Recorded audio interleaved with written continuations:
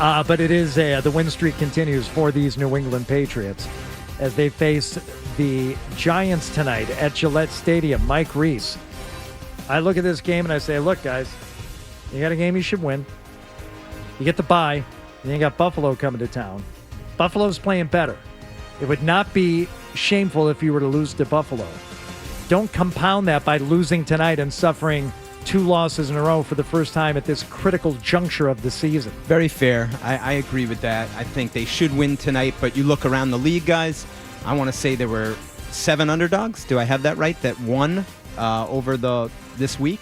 So it just reminds you that if you don't come with your game, anyone can beat you. Well, there are a couple other things involved. We'll get to the injuries in a second, but Hardy and I were talking about this earlier.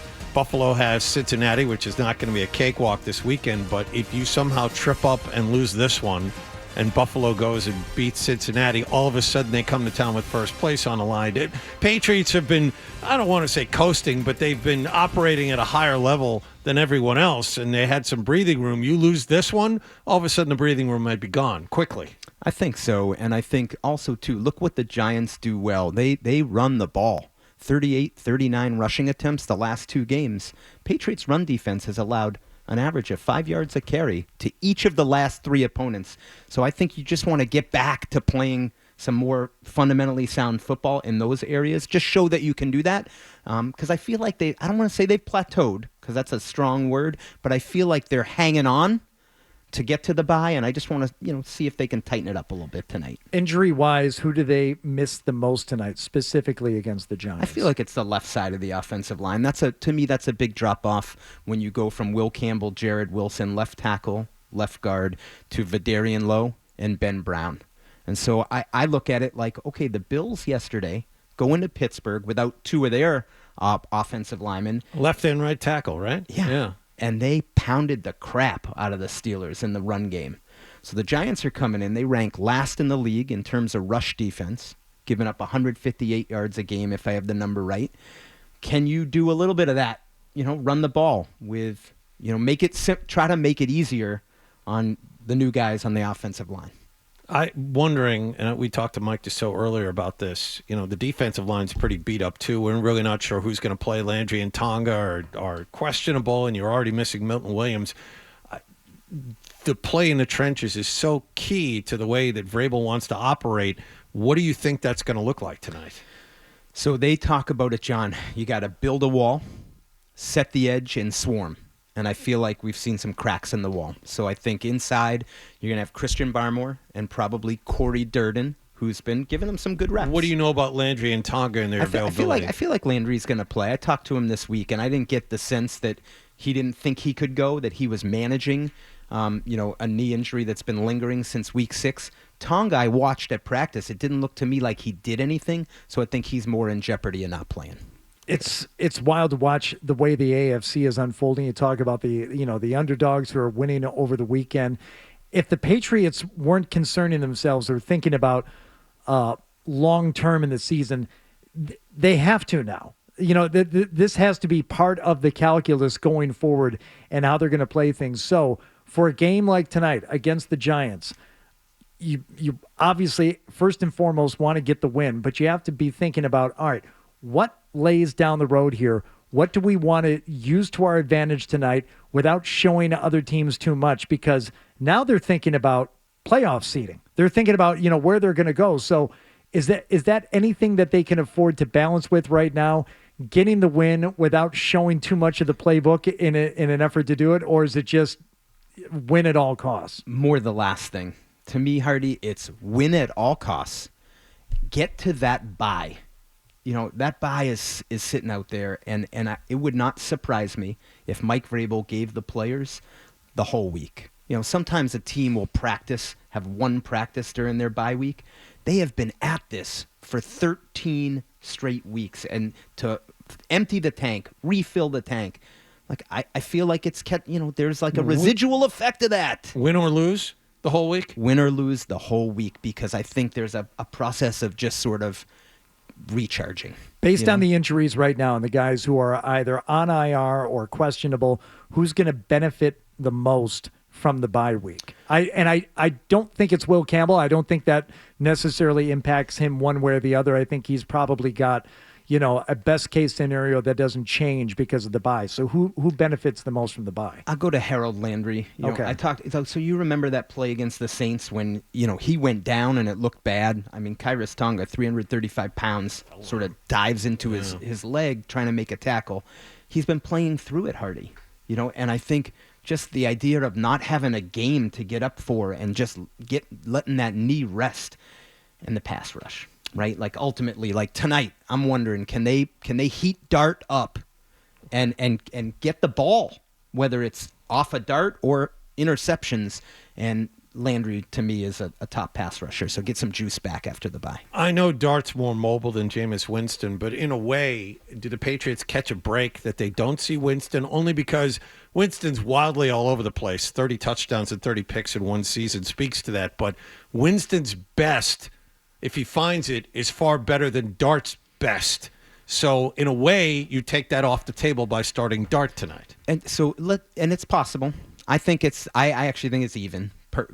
But what you might benefit with Dart is the conversation with the Giants. I was reading my colleague Jordan Ranon had a great article today about how they got to protect Dart. Like he's running so much that he's putting himself at risk with concussions, right? He's coming back from a concussion. He missed the last 2 games, John. So are you going to get a quarterback that might be a little tentative because it's in his mind, I can't keep playing the way that I was playing? And does that happen? If that happens, I'm with you. Like maybe they caught a break. I want to see how that manifests itself tonight. You'd have to figure the play calling would be different. I mean, you have an interim head coach, a brand new defensive coordinator. You'd have to think fewer design runs to protect this kid, right? I think fewer design runs for Dart, more traditional runs. Let's test that Patriots run defense to see if that 5 yards a carry they've been giving up the last 3 weeks to 3 different opponents carries into tonight. I'm always worried about I'm always worried about everything. Yeah, If you don't worry about something, then you're overlooking something. But I tend to worry maybe more than I should about teams like the Giants with seemingly nothing to play for. They've got something to play for. What is it that they're playing for tonight? Well, so you got coaches that might be coaching for their jobs, like Mike Kafka, their interim coach. He's a legitimate candidate for that job. And so I start with that, and then the other part is just everyone's watching. Like, look at last night. Like, if you would, it's Monday. It's still Monday Night Football. Those teams, the Broncos and the Commanders. Damn you! I was trying to go to bed early last night. Come on, man! It's 12 o'clock. I gotta get rested, and I can't stop watching. And I'm like, I think what you saw from the Commanders, expect that from the Giants. Everyone's watching. Like, it's the NFL, I'd be shocked if the Giants come in and lay down. Like they're going to give you everything they have, and the Patriots I feel like have answered every challenge, this season. I don't expect them to overlook. Like I don't believe that they would have a trap. I just wonder if it might catch up to them.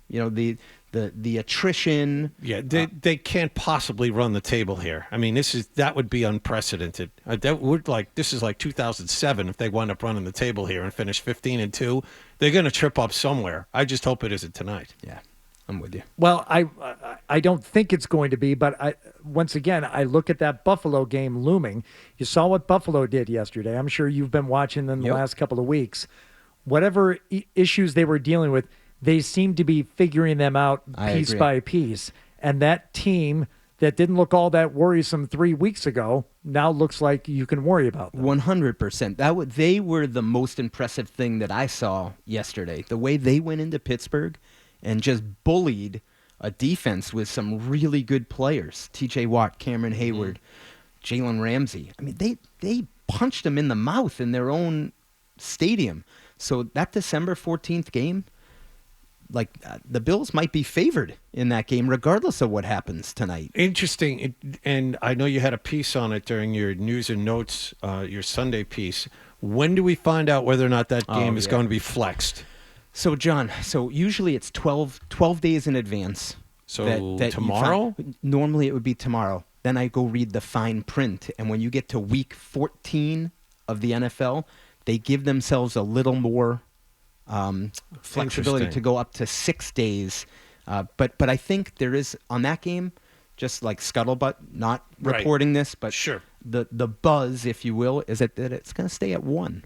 Or the odds are higher that it would stay at 1. Part of it was a Sunday night game earlier in the season. Okay. So I don't know if they want to do a repeat. And Why not 425? Well, because I think there's another really good game. If we can pull it up, I think it might have been the Steelers-Lions, if I remember it off the top of my head. Let me ask you something else from your notes then while John looks that up for us. Thank you, John.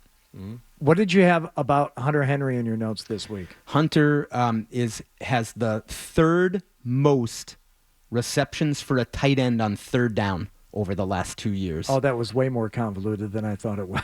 Well, Josh McDaniels said like one of the most unselfish players. Why? Yes. No, but I was trying to bring up the fact that if Hunter Henry is called into protection duty tonight because of what's going on with the left side, you're taking away a great weapon. I said, he's like second or third only to Travis Kelce and someone else and something that having to do with tight ends, and then I lost it. But I wouldn't have remembered all that. No, There's too many facts. Yeah, that's about third down, money play. Yeah. And you don't want to look. I understand you need to keep Drake upright tonight, and you're gonna someone is going to be called in to help on that side if they get to him early. But if it's Hunter or Austin Hooper or even one of your backs in a game where you're hoping to run the ball a lot against a bad run defense, that's going to impact how effective your offense is going to be. Definitely. Did you yes, get the game? Packers in Denver, Colts in Seattle. So those are good, two 425 those games. Are good games, right? So I think that's why the buzz has been. And what's the Sunday game? The Sunday night game? Vikings at Cowboys. So now the Vikings are down, but it's the Cowboys. So I was thinking they might want to keep them on Sunday night, right? The Cowboys. They're not going to move the Cowboys. No, they're not moving the Cowboys off. My God, time. No chance. Jerry Jones would lose his mind. Then the next week for the Ravens game, I know the Sunday night game because I looked at it was Bengals-Dolphins, which 2 weeks ago you might have said probably moves. Yeah. Does that change, based on what we've seen? And I think there's a couple other really good games. Steelers in Detroit, Jaguars in Denver. That's a good game. What are your last chances to see Aaron Rodgers in the NFL? That's right. We get toward the end of the season. That's right. Sunday night, Cincinnati at Miami. So I think as we talk about these flex, which I love the conversation, they're not the only game that could be flexed, which I think is interesting. Well, it's funny you bring up like Miami because there are a handful of teams right now, and Miami wasn't one of them, but Carolina was the one that John and I were talking about earlier. The Panthers good? Well, after what we saw week 4, how shocking is that? Like, does that now make the Patriots schedule harder? Like, that was my thought, I don't know because you lost to the Steelers. So well, I mean, they before they came here and got blown out by the Patriots, they just shut out Atlanta 30-0. Yeah. I mean, I had no idea what team was going to show up. So, but now they're playing much better. Yeah, and so I think they are good. I mean, you don't beat the Rams yesterday if you're not a good team. The hard part for me, Hardy, is you see a team in week 4 and I'm so locked in on the Patriots. I have to tell you, I haven't seen really much of the Panthers at all since that time. So it's like you want to leave. And who could blame you? It's not like they're appointment viewing every week. I can tell you more about what appears to be now a worse football team in the Chiefs just because I see them a lot more. Exactly. And I can tell you that they're not good. But I can't tell you if the Panthers are because I haven't seen them enough. Now I saw them, I saw them against the Rams. Looked like a good team there, but it's not a one-off. They've been playing some good games. And I don't know how you mentioned the Rams. They have some good wins. They do. So I think you give them credit, and you sort of leave that space to say teams evolve over the course of a year. Yeah. And what we saw in week 4 is probably the outlier for them. The other part about that game, and I'm curious your guys' thoughts on this, Panthers-Rams. Stafford, at one point, what do you have, like 28 straight touchdown passes with no interceptions, and then I think it fell off the table, right, where they had a pick 6 and another pick. He did, and the other part of it, the first interception was just bad luck. Got tipped at the line of scrimmage and was intercepted in the end zone. The second one was all on him. All on him. So you take, and I don't know if you guys are MVP guys. I'm not really, but it does interest me a little bit. Like if Drake May plays big tonight on the Monday night stage, and then you balance what Stafford did in that game. We were talking about it earlier. Sam Darnold was there, and then he threw 4 picks in a game, and he stepped back. It was Stafford and May neck and neck, and then Stafford has the bad game. If May comes out and lights the Giants up, Get ready. You need Jonathan Taylor too. I heard you on my drive in. But there's no conversation like MVP that will generate more conversation leading up to it, and then once it's announced, everyone says, "Oh, who cares?" Yeah. For the latest from the Sports Hub, download at 985thesportshub.com.